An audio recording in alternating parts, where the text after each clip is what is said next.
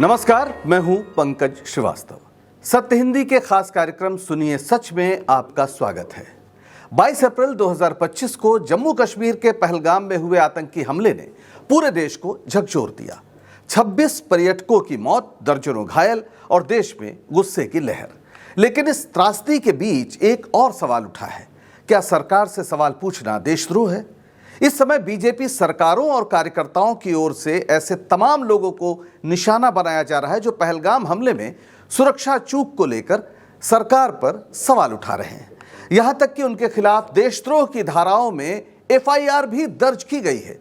लेकिन 2008 में मुंबई हमले के बाद बीजेपी ने क्या किया था?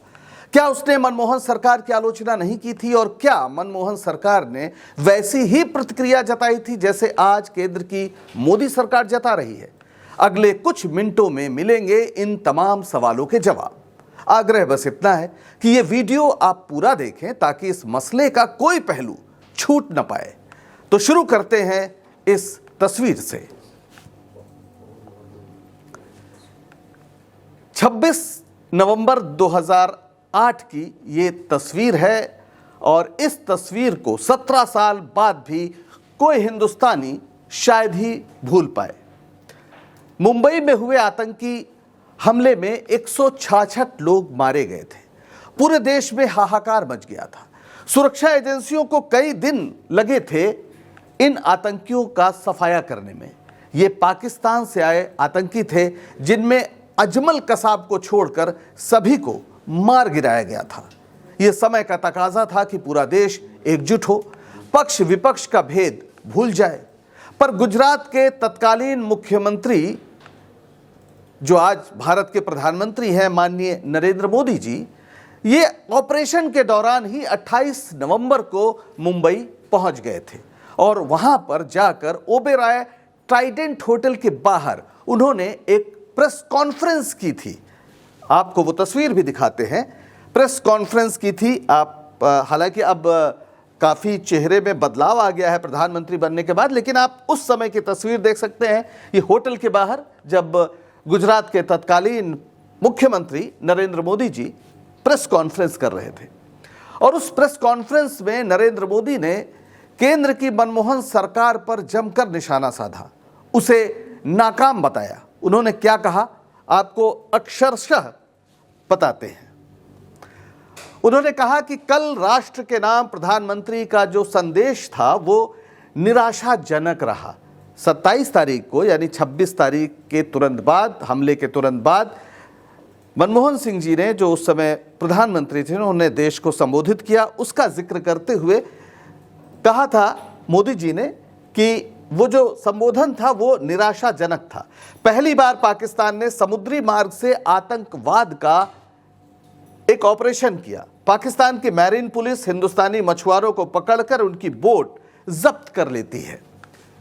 मैंने कहा था कि इन बोटों का देश के खिलाफ दुरुपयोग होगा, ऐसी बोटों को वापस लेना जरूरी है। जो आशंका मैंने जताई थी वो सही निकली। यह कितना बड़ा गंभीर मसला है। प्रधानमंत्री तत्काल सभी मुख्यमंत्रियों की मीटिंग बुलाएं, नेवी कोस्ट गार्ड को मजबूत करने के लिए रणनीति बनाएं। ये उस समय जबकि ऑपरेशन चल रहा था, उसके बीच भारत के एक मुख्यमंत्री यानी गुजरात के मुख्यमंत्री पहुंचे थे मुंबई और देश के प्रधानमंत्री को उन्होंने निशाने पर लिया था। और इतना ही नहीं, आप जानकर हैरान रह जाएंगे कि उसी 28 तारीख को एक और कारनामा हुआ जिसे शायद अब बीजेपी याद न करना चाहे। जरा ये विज्ञापन देखिए। ये दो विज्ञापन हैं जो 28 तारीख के अखबारों में छपे थे। Brutal terror strikes at will, weak government unwilling and incapable, यानी एक अक्षम सरकार, एक ऐसी सरकार जिसमें इच्छा नहीं है आतंक से मुकाबला करने की। और इसलिए यहां देखिए, fight terror, vote BJP, BJP को वोट दीजिए। ये विज्ञापन अंग्रेजी में और ये हिंदी में, जो शहीद हुए हैं उनकी जरा याद करो कुर्बानी, और भाजपा को वोट दे कमल का निशान। ये ठीक 28 तारीख को यानी 26 तारीख को घटना होती है, आतंकी हमला होता है और 28 तारीख को दिल्ली के अखबारों में ये विज्ञापन छपता है। आप समझिए ये विज्ञापन छपा, केंद्र सरकार को कमजोर बताया गया जो मुंबई के आतंकी हमलों को रोक नहीं पाई, और यह भी कहा गया कि बीजेपी को वोट दीजिए। दरअसल 29 नवंबर को दिल्ली विधानसभा चुनाव के लिए मतदान होना था। मुख्यमंत्री शीला दीक्षित के नेतृत्व में लगातार 2 बार चुनाव जीत चुकी कांग्रेस हैट्रिक न लगा दे, इसके लिए बीजेपी ने मुंबई में हुए आतंकी हमले और शहादतों की दुहाई दी थी।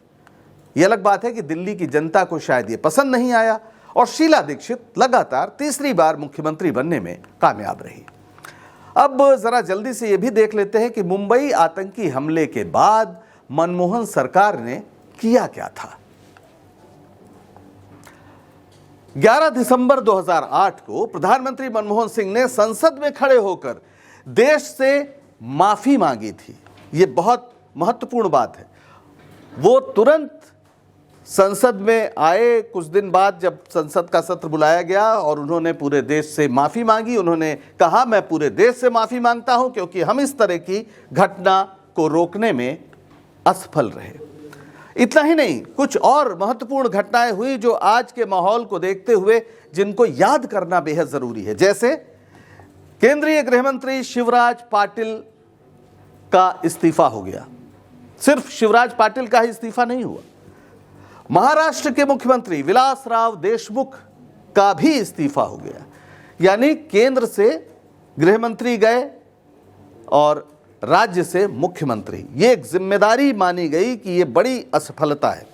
और जो आतंकी था अजमल कसाब, उसे पकड़कर पूरी दुनिया के सामने पेश किया गया, उसकी पाकिस्तानी होने की पहचान को साबित किया गया और फिर मुकदमा चलाकर उसे फांसी पर लटका दिया गया। इसका नतीजा यह हुआ कि आतंकवाद के निर्यातक के रूप में पाकिस्तान पूरी दुनिया में अलग थलग पड़ गया। आप पूछ सकते हैं कि इतना विस्तार से मुंबई हमले की याद क्यों की जा रही है जबकि मुद्दा पहलगाम में हुआ हमला है। बिल्कुल ठीक सवाल, लेकिन बीजेपी को याद दिलाना जरूरी है कि विपक्ष में रहते हुए उसने क्या व्यवहार किया था, और अगर उससे सवाल पूछने वाले देशद्रोही करार दिए जा रहे हैं तो फिर क्या मुंबई हमले के वक्त उसने देशद्रोह किया था? जी हां, इस समय आलोचकों को देशद्रोही कहा जा रहा है। कहा ही नहीं जा रहा है, उन पर एफआईआर दर्ज की गई है। जरा इन 2 तस्वीरों को देखिए जो लखनऊ से जुड़ी हुई हैं। यह है नेहा सिंह राठौर जो एक मशहूर लोक गायिका हैं, और ये डॉक्टर मेदुसा या कहा जाए डॉक्टर माधुरी काटुटी जो लखनऊ यूनिवर्सिटी में पढ़ाती हैं, असिस्टेंट प्रोफेसर हैं। इन दोनों के खिलाफ एफआईआर हो गई। क्यों हो गई, ये बड़ा एक अजीब विडंबना है। ये लोग लगातार सवाल पूछ रहे थे। बहरहाल पहले हम बात नेहा राठौर के कर लेते हैं। नेहा पिछले कुछ सालों से भोजपुरी गीतों से लेकर राजनीति तक में अश्लीलता फैलाने वालों के खिलाफ अपने ढंग से सक्रिय है। वे महंगाई, बेरोजगारी और ऐसे तमाम मुद्दों पर गाने बनाती हैं और सोशल मीडिया पर काफ़ी लोकप्रिय हैं। पहलगाम हमले के बाद उन्होंने सुरक्षा में चूक पर सवाल उठाते हुए वीडियो बनाया। उन्होंने एक वीडियो में पहलगाम की जगह बिहार की चुनावी रैली संबोधित करने जाने के लिए पीएम मोदी पर निशाना साधते हुए कहा कि हमले का इस्तेमाल बिहार चुनाव में राजनीतिक लाभ के लिए हो सकता है, और बस भावनाएं आहत हो गई।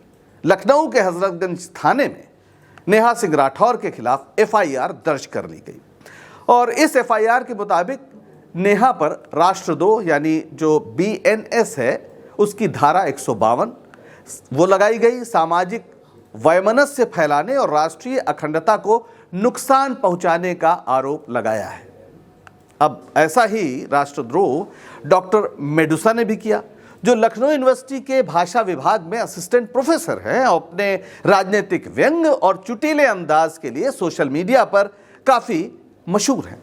उन्होंने पहलगाम हमले के बाद कहा, यह लिख कर पूछा, धर्म पूछकर गोली मारना आतंकवाद है, लेकिन धर्म पूछकर लिंच करना, नौकरी से निकाल देना, मकान न देना, धर्म पूछकर बुलडोजर चलाना वगैरह वगैरह भी आतंकवाद है। अब इस पर फिर भावनाएं हाथ हो गई। उनके खिलाफ भारतीय जनता पार्टी से जुड़े छात्र संगठन अखिल भारतीय विद्यार्थी परिषद ने यूनिवर्सिटी में धरना दिया और हसनगंज थाने में उनके खिलाफ एफआईआर दर्ज करा दी गई। इसी मुद्दे पर लखनऊ विश्वविद्यालय के कुल सचिव की ओर से भी उन्हें नोटिस भेजा गया। अब यह नहीं समझ में आता कि डॉक्टर मेडुसा ने यही तो सवाल उठाया कि धर्म पूछकर आप बाकी चीजें कर रहे हैं, वो भी आतंकवाद है। तो क्या ये लोग जो विरोध कर रहे हैं वो ये मानते हैं कि ऐसा किया जाना उचित है?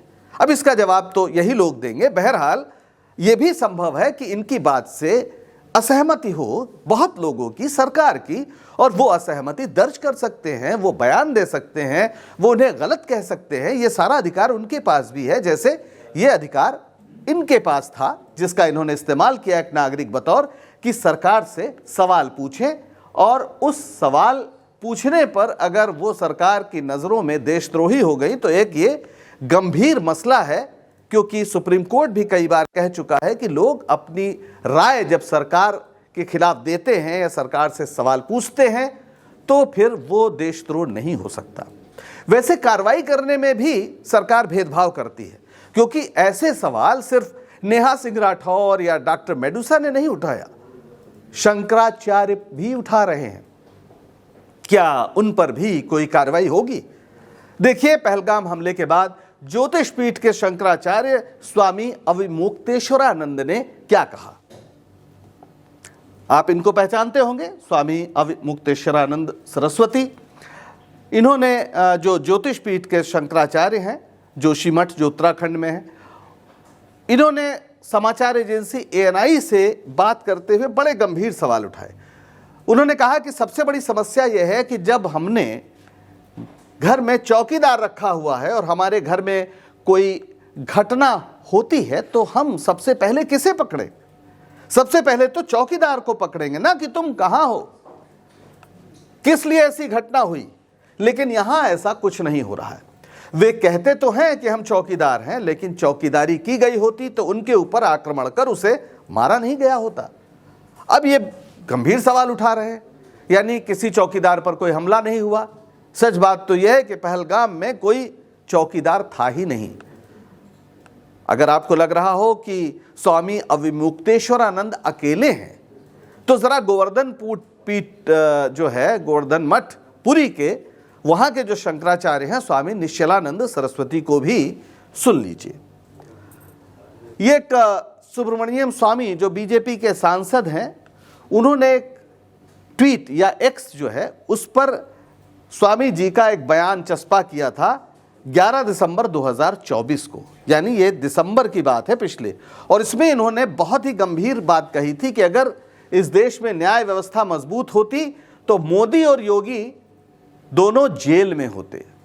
ये काफी हैरानी की बात है कि स्वामी निश्चलानंद सरस्वती ने ऐसी बात कही और उसे बीजेपी के सांसद स्वामी निश्चलानंद सरस्वती ने बाकायदा एक्स पर पोस्ट किया, ट्वीट किया, जिसे हम पहले ट्वीट कहते थे।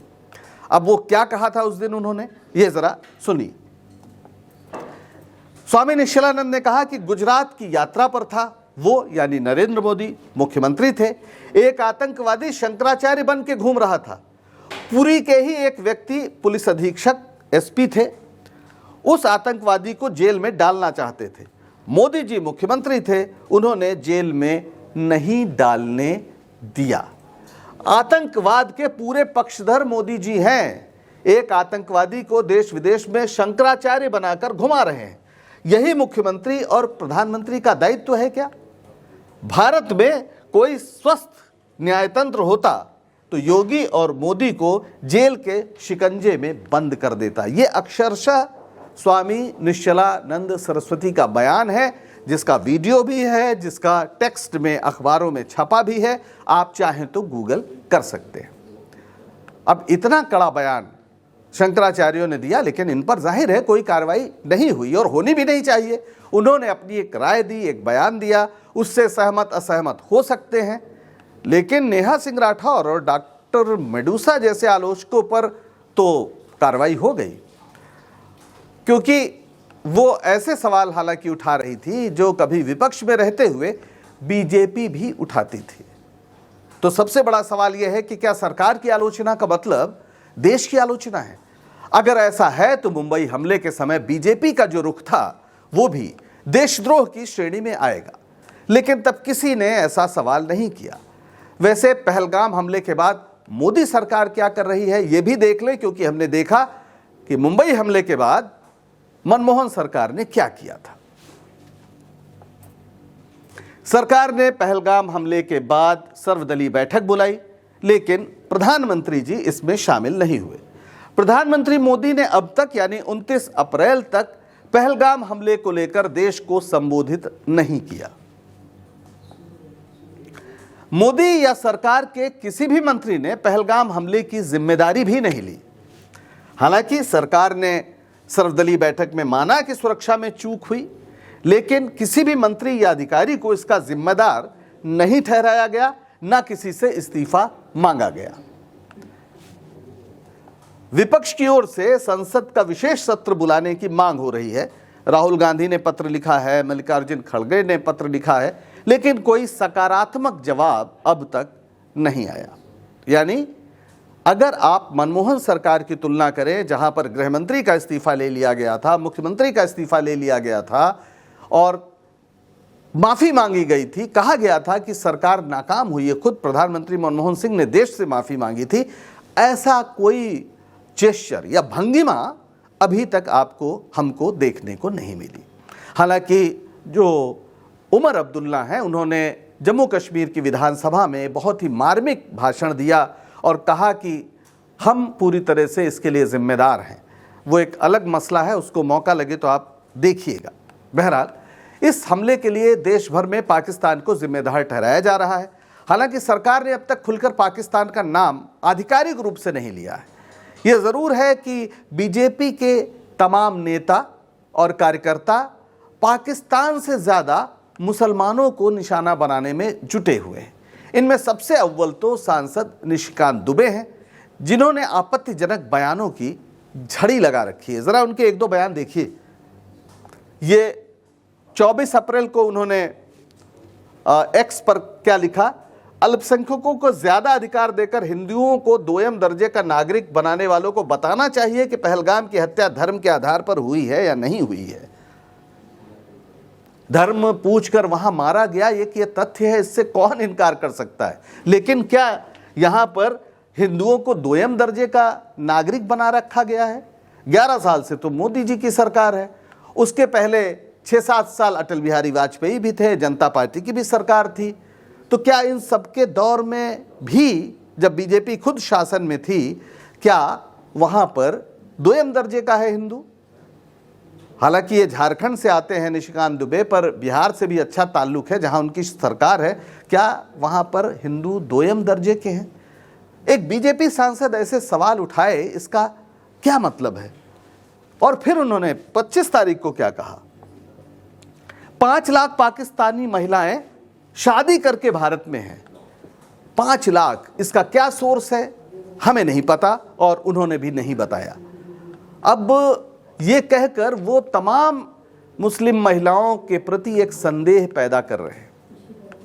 हालांकि बीजेपी अध्यक्ष जेपी नड्डा ने निशिकांत दुबे के कुछ बयानों को निजी बताकर पार्टी का पल्ला झाड़ दिया है, लेकिन निशिकांत दुबे पर कोई कार्रवाई होने का संकेत तो नहीं है।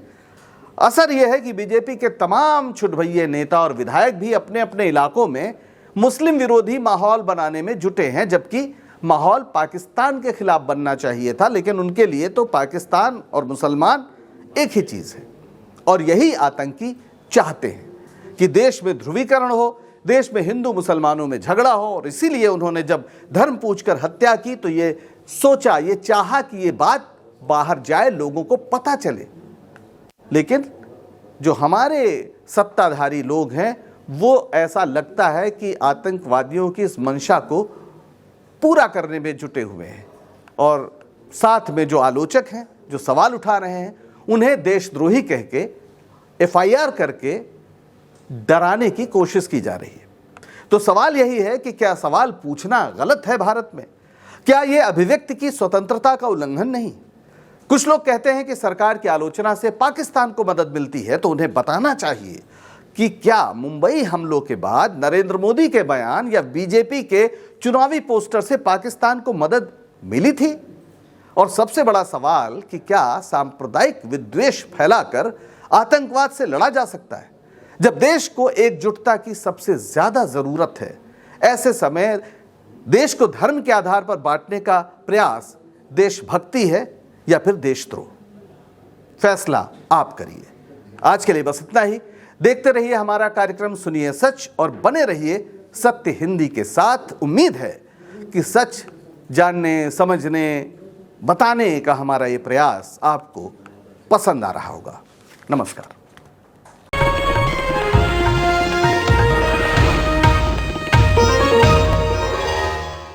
Copyright disclaimer under Section 107 of the Copyright Act 1976. Allowance is made for fair use for purposes such as criticism, comment, news reporting, scholarship, and research. Fair use is a use permitted by copyright statute that might otherwise be infringing.